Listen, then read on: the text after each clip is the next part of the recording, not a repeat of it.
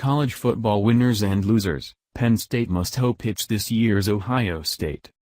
Breaking down the highlights and lowlights from Saturday's college football action. A 1-point loss at Ohio State wasn't the worst thing that could have happened to Penn State this season. Now, don't be confused.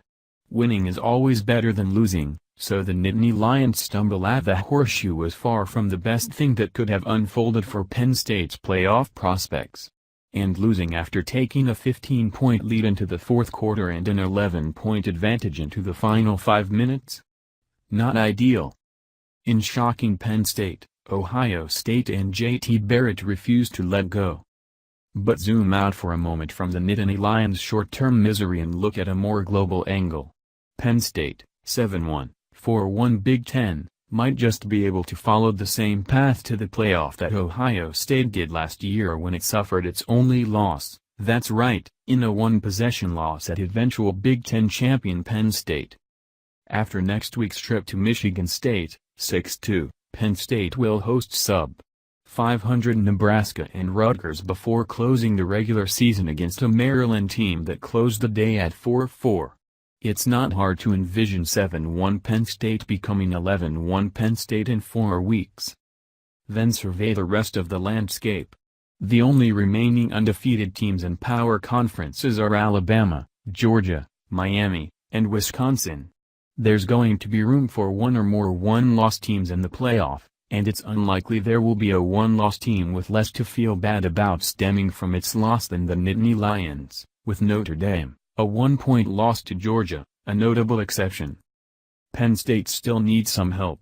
A Notre Dame stumble would be useful, as would the Big 12 and Pac-12 continuing to cannibalize themselves. But as Ohio State demonstrated last year, a league title isn't a prerequisite for a playoff berth. If Penn State handles its business over the next month, it might just find itself in the semifinals despite a forgettable fourth quarter against the Buckeyes. Winners. Iowa State.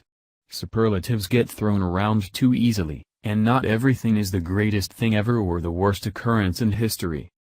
But there's a compelling case to be made that Iowa State football just wrapped up its best month ever.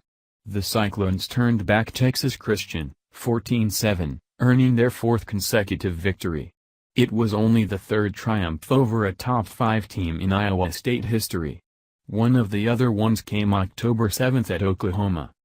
Iowa State, 6-2, 4-1 Big 12, has allowed just 27 points in its last 3.5 games, and it held a potent Horned Frogs to 307 total yards.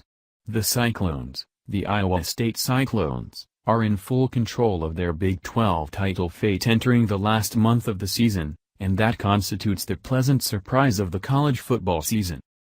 Georgia.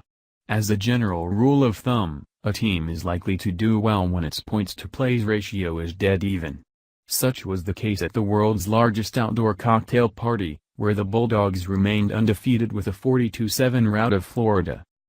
Georgia, 8-0, 5-0 SEC, took only 42 snaps, averaging 9.4 yards per play and easily distancing itself from the overmatched Gators. A victory next week over South Carolina effectively secures the East Division and a trip to the league title game for Kirby Smart's team. Notre Dame. The reinvented Fighting Irish, 7-1, did it again, silencing NC State's able offense in a 35-14 victory as tailback Josh Adams became the first rusher to pile up 100 years on the ground against the Wolfpack this season. Then he did it again, finishing with 202 yards and a touchdown as Notre Dame won its 6th in a row. A week after chasing Southern California quarterback Sam Darnold, the Irish held NC State to 263 total yards and allowed only one offensive touchdown. The Wolfpack also scored on a blocked punt. An injury to NC State tailback Nyheim Hines made matters easier for Brian Kelly's team, but it didn't entirely explain the Irish's dominance. Arkansas. Did Saturday mark the beginning of Brett Bielema saving his job? Perhaps. Arkansas spotted Mississippi a 24-point lead less than 20 minutes in, then came back to earn a 38-37 victory on Connor Limpard's field goal with 4 seconds to play. Arkansas, 3-5, 1-4 SEC, gets Coastal Carolina at home next week and closes with Missouri.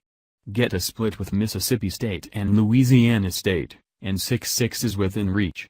Now, is it enough to fend off a coaching change? That's tough to tell. John Wolford and Matt Colburn. Wolford outplayed Lamar Jackson and tailback Matt Colburn tore up a program that jilted him in early 2015 near signing day as Wake Forest tripped Louisville, 42-32. Wolford has spent much of his 4 seasons as the Demon Deacons starter, and that meant absorbing some brutal punishment as Wake Forest fielded an offensive line that was every bit as untested as the rest of its team. The durable senior threw for 461 yards and 5 touchdowns against a feeble Louisville secondary and tacked on a rushing score in the best game of his career. Meanwhile, Colburn, who was told 2 days before he was set to sign with Louisville that there was no scholarship available, rumbled for 134 yards on 24 carries as Wake Forest, 5-3, 2-3 ACC, defeated the Cardinals for the first time and inched within a victory of bowl eligibility. Losers. Texas Christian and the Big 12, except for you, Iowa State. There won't be an undefeated team out of the Big 12 this year.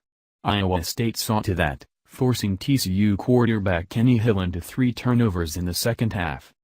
It was just an uncharacteristic day for the Horned Frogs, 7-1, 4-1 Big 12. Who never got anything going on offense and scored their lone touchdown on a kickoff return to open the second half. More than any team, Iowa State will be the responsible party if the Big 12 is shut out of the playoff for the 3rd time in 4 years. But with the Cyclones now bowl eligible for the first time since 2012, it's unlikely anyone in Ames cares about the sob stories from elsewhere in their league. Michigan State. The playoff hopes are shot in East Lansing after a 39-31 loss to Northwestern in 3 overtimes. The Spartans, 6-2, 4-1 Big Ten, aren't out of the league title race just yet, but with Penn State and Ohio State looming over the next 2 weeks it seems like that's just a matter of time. The final score of this week's loss was a mirage. Michigan State had only 10 points until scoring a touchdown in the final minute of regulation to force overtime. It is a team that has close games virtually embedded in its DNA, and a few of those are bound to go the wrong way.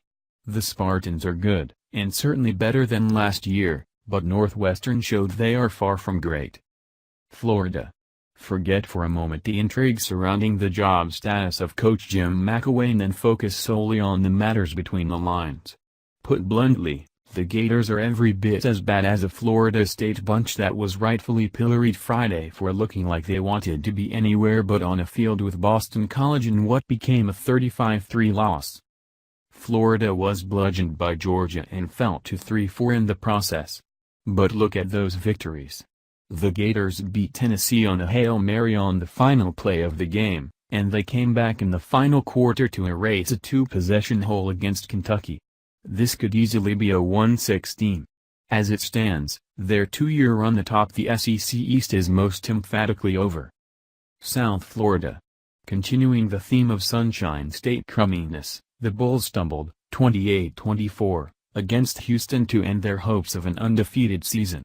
An American Athletic title isn't out of reach. Run the table in November, including in the regular season finale against Central Florida, and the East Division belongs to South Florida. Still, there will be no playoff rabble-rousing in Tampa after this setback. Virginia. There's still 3 more games between the Cavaliers and the Commonwealth Cup, but it sure looks like there could be more misery awaiting Virginia in its regular season finale. After squandering chances to clinch bowl eligibility against Boston College and now Pittsburgh, Virginia enters November at 5-3 and still in need of one more victory to extend its season. So who do the Cavaliers have to deal with between now and Thanksgiving weekend? Georgia Tech, Louisville, and Miami, the latter 2 games on the road. Then comes Virginia Tech, which has taken 13 in a row against Virginia and would be only too happy to end the Cavaliers' season if Bronco Mendenhall's team finds that its 2-game slide balloons into a 5-game tailspin in the coming weeks. Source: www.washingtonpost.com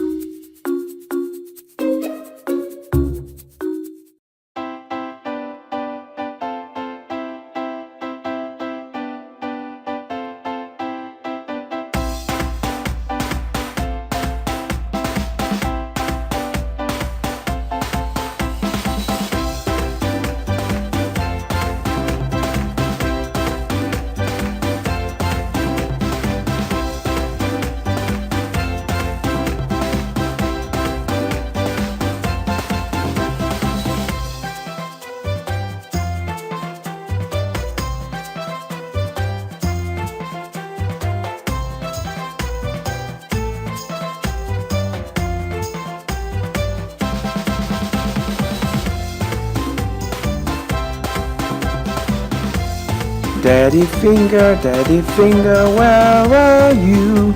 Here I am, how do you do? Mommy finger, where are you? Here I am, how do you do? Brother finger, where are you? Here I am, how do you do? Sister finger, where are you? Here I am, how do you do? Baby finger, where are you? Here I am, how do you do?